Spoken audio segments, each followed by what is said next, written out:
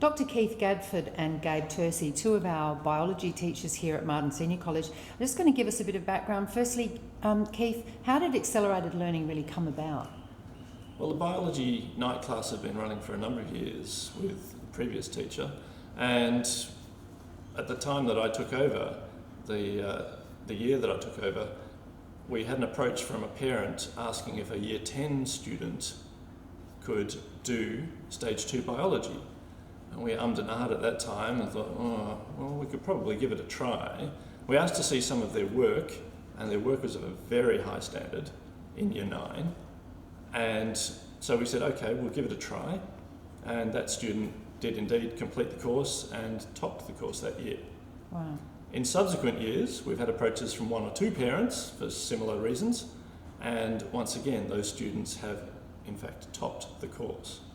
Brilliant. So where does that lead us to in the current situation, Gabe? Well, I didn't start at Marden until 2015, and at that point there was a growing demand for accelerated biology, doing a Stage 2 biology when you're really at your home school doing Year 11 and increasingly so in Year 10.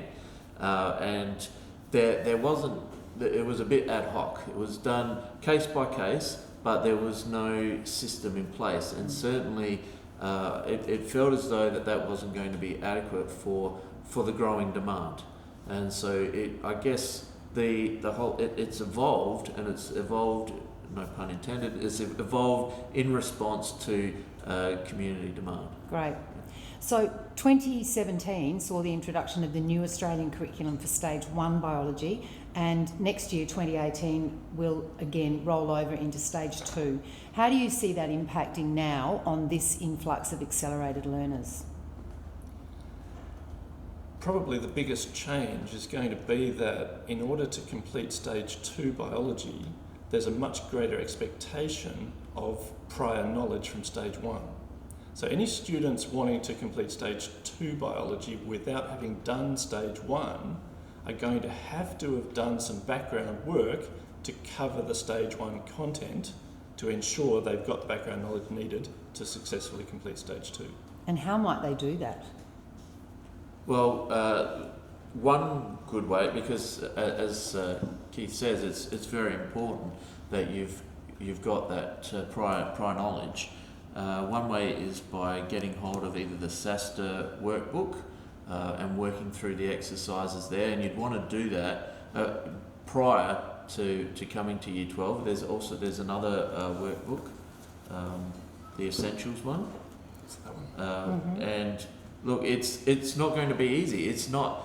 There's a lot of content there that to work through on your own would be. It's hard.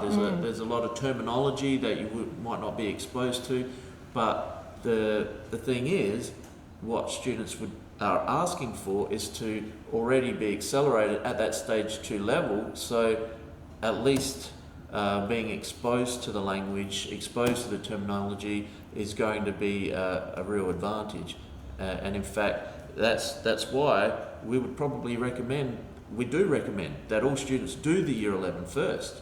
The Stage 2 without having the Stage 1 biology is really for exceptional circumstances. Like Keith was saying, that these are exceptional students who are allowed access to this program. Sure. And further to the curriculum, the content, I believe that, or we believe that it's very important that the students have that exposure to the assessment tasks from Stage 1, because there's a very different approach now. The pracs, for example, the Stage 1 practicals and the Stage 2 practicals that we've been using with the previous curriculum, there's a different focus on them. There's now more of a design, like a complete design focus around a scenario or a problem that's presented to the students, which is similar, but it is a different approach to what we currently have.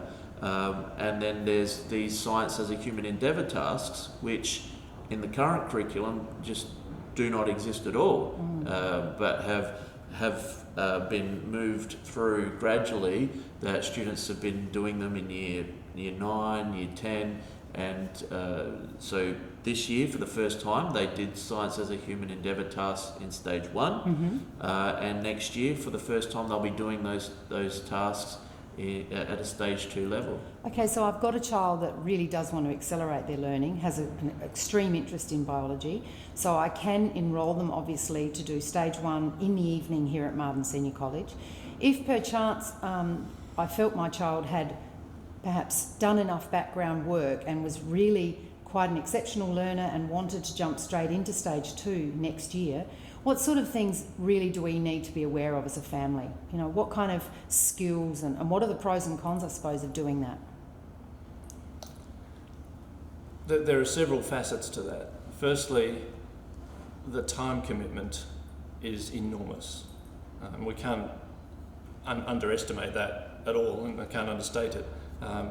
Students really have to be willing to commit 100% to achieve a good outcome in stage 2 biology. Students who, for one reason or another, have sport or something like that that's going to interfere are just not going to achieve. So they have to be willing to lay everything else aside and focus. That's first and foremost. Yeah. And just on that's part of my concern, is that we're talking about younger students who are being asked to make these sacrifices, and really that's a family decision to make. That's for the child to make that decision, but it's certainly a factor that needs to be considered, because it's not necessarily something that we'd recommend, and it is certainly not for everyone. No. Yeah. So perhaps a good decision for my family might be that in the following year my child does stage 1 biology and prepares them very thoroughly to do stage 2 in the following year, when they may well only still be in year 11 or even in year 12, but it does give them that solid background. That makes a lot more sense. Yeah. So in addition to that, another factor that students need to consider is that ordinarily a stage 2 subject, you'd be roughly working on 4 hours a week of commitment time. This is a night class. It's only 3 hours a week of face-to-face contact time. That extra hour has to come out of somewhere, and where it comes out of is that student's personal time. So that's an extra commitment. That's just to be on par with your other year 12 subjects. And not only that, it is a huge ask for a student to be at their home school from 8:30 that morning all the way through until 8 p.m. at night, and to be learning and to be ready for learning and learning new concepts and working on formative tasks at 7:30 at night. That is a huge ask, and so it is another factor to consider. And then there's that extra hour as well that we discussed. Certainly. Well, it seems there are a lot of challenges ahead. I know Marden is very well prepared to take on those challenges, but obviously as families we're going to have to make the right decision. So thanks for your time, both of you.